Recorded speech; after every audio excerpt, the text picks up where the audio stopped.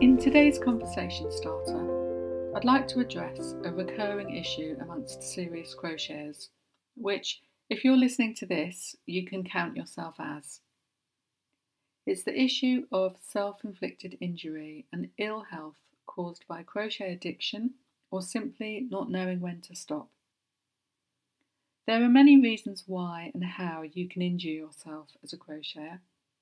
Crochet rarely comes with a health warning, which makes it even more important that we equip ourselves with the knowledge and skills to take care of ourselves and take this as seriously as any extreme sports enthusiast might.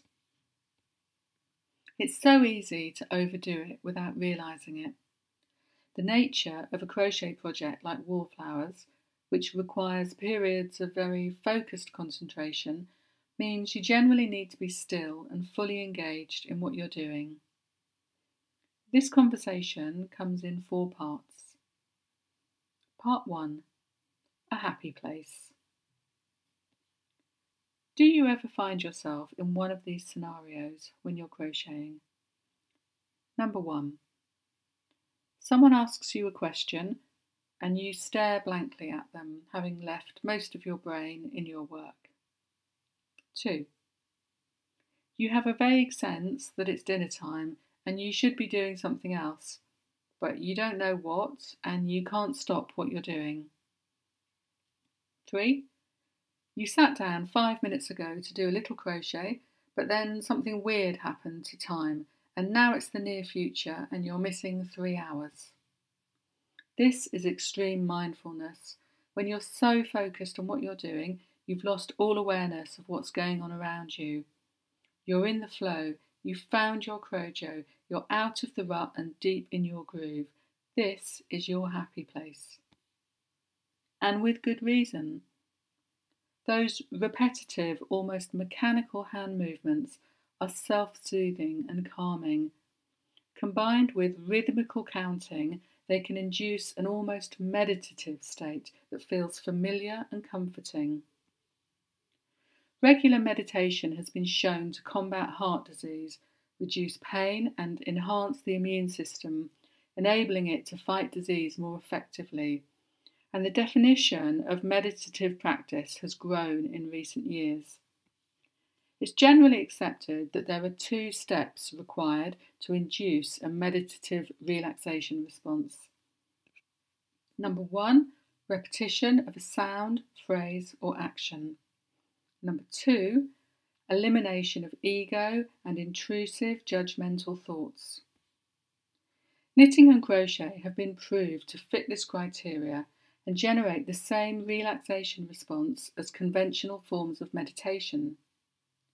Activities like knitting and crochet can actually alter brain chemistry, lowering stress hormones and boosting the production of serotonin and dopamine.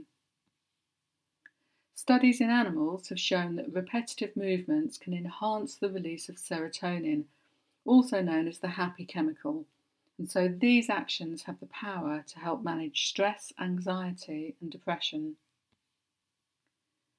In an essay published in 2014 in Textile, the Journal of Cloth and Culture, Dr. Betsan Corkill and colleagues examined knitting and well-being using the World Health Organization's definition of well-being as an ability to realise personal potential, cope with daily stresses and contribute productively to society. The essay described how knitting can be used as a coping mechanism that can help overcome stress and the pressure of everyday life. So there's some evidence that a crochet habit can genuinely make you happier, as long as you approach it non-judgmentally. Which means don't be too hard on yourself. Stop striving for perfection or comparing your work to others. Aim for curiosity, wonder and lose yourself in the flow. Focus on the process, not the end product. Part 2. Addiction. At what stage does your mindful, relaxation-inducing hobby become your addiction? And really, crochet addiction? It sounds like an amusing anecdote for a stand-up comedian, not a subject to be taken seriously by anyone. In 1976, Dr. Bill Glazer published a book called Positive Addiction, in which he discussed how activities such as crafting, yoga, playing music, singing, and other similar creative hobbies could be cultivated to wean addicts away from more dangerous pursuits and help with conditions such as OCD. It's clear that crochet can provide benefits to addicts, but what are the consequences, if any, of an addiction to knitting or crochet? For many people, the most problematic symptom of knitting or crochet addiction is the overconsumption of yarn and the guilt of an ever-growing stash. Even the terminology is guilt-inducing.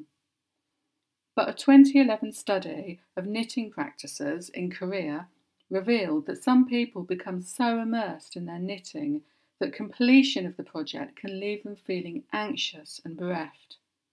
The end of a project can bring a sense of emptiness or loss after such a deep mental and physical engagement.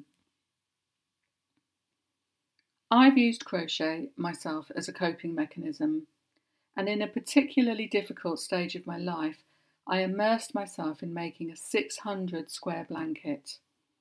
I'd stay up regularly until 2 in the morning, rhythmically counting and recounting, turning myself into a human machine and churning out a production line of beautiful squares to the soundtrack of 5 seasons of Breaking Bad. Addictions are often ways of blocking out difficult issues, and for me, this temporary addiction stopped me navel-gazing and overthinking. But, like many addictions, it also prevented me from tackling the problems I was facing and moving on. Eventually the blanket was finished, and so was the box set. Fortunately, I was able to acknowledge that this project was simply a distraction, and now it was time to look up and take direct action. But it could have been very different. It's so easy to bury your head in all that beautiful wool and just start another project. If you're looking for evidence that you may be addicted, you'll find it in the sink of unwashed dishes, the packets of convenience food, and the inability to go to bed at a healthy and reasonable hour.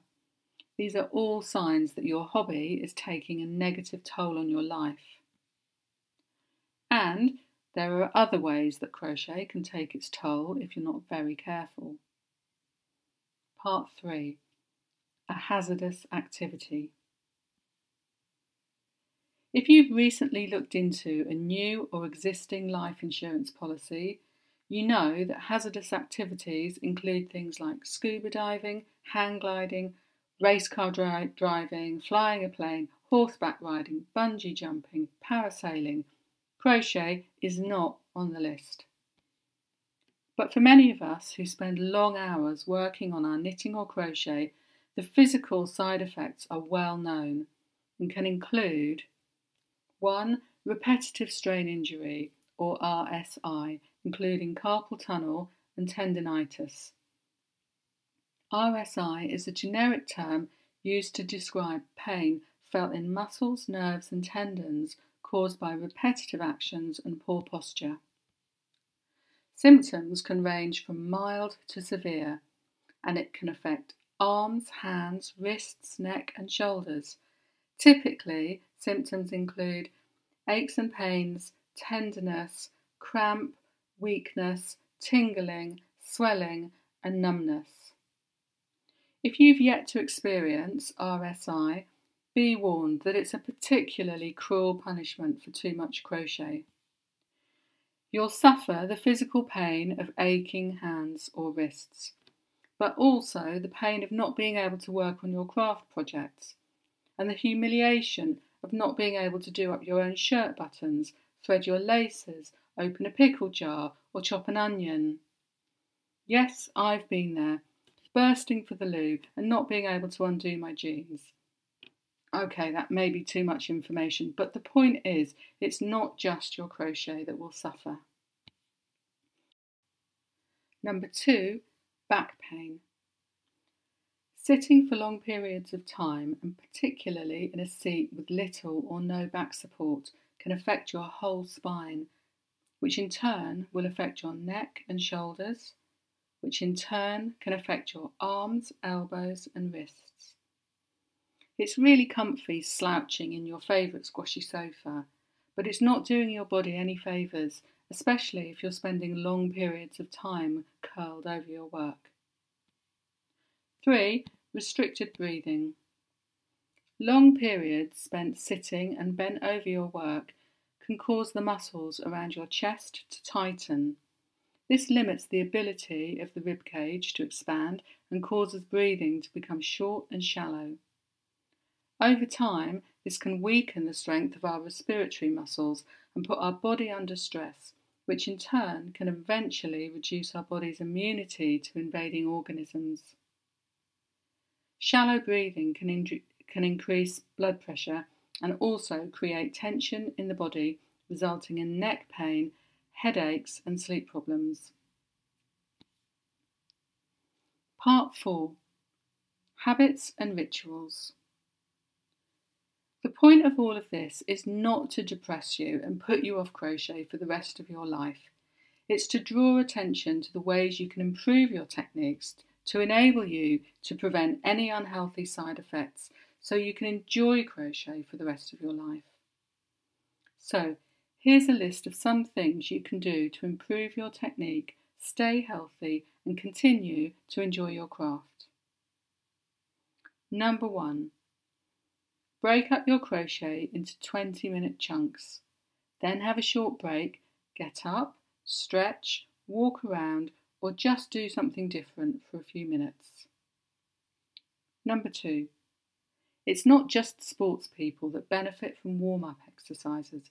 It's good practice to exercise your hands before you start to crochet and regularly as you work.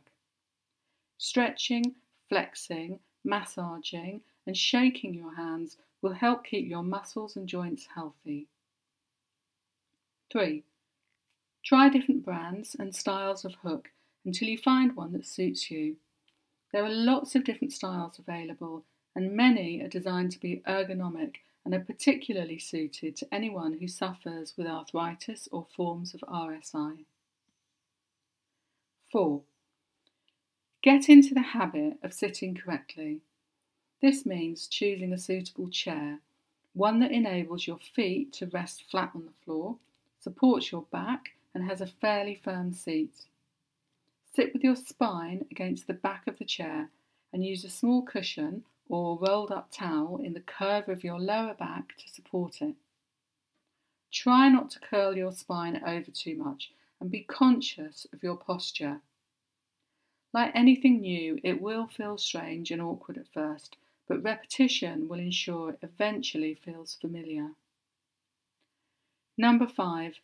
Breathe well. This means remind yourself regularly to breathe deeply. This will slow your heart rate, lower your blood pressure, decrease stress and increase your energy levels. Like most things in life, quality beats quantity every time. Don't do more, just do better. Try to avoid simply thinking about what you're going to crochet and consider how you're going to crochet. Turn it into an event that needs consideration and planning. Create your own crochet ritual. Rituals are important. It's not the 3 hours or 20 minutes of crochet you do every day that's the ritual. It's how you prepare for it. Sitting in the same designated chair, positioning the cushion, moisturising your hands, doing your warm-up exercises, positioning the light, setting a 20-minute timer to remind you to get up and stretch. Doing the same things every time in preparation for your crochet habitualises it and makes it easily repeatable, memorable and easy to do. Once this has become an automatic pattern of behaviour or a habit, you no longer need to think about it. You just prepare to crochet. Once these things have become a habit, there's no need to question them, argue with yourself, or attempt to curl up on the squishy sofa with your work, hoping your alter ego won't notice. You just do it because that's what you always do. I aim to meditate for 15 minutes every morning.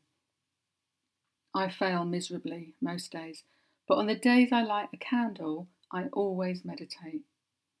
The candle doesn't make me better at meditation.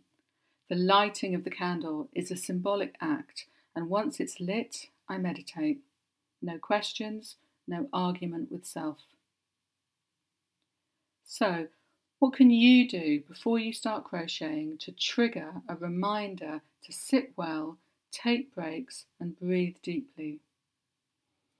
Can you develop your own personal exercise routine that will help you develop healthy habits to support your crochet addiction? Do you have a favourite hook, chair, or light?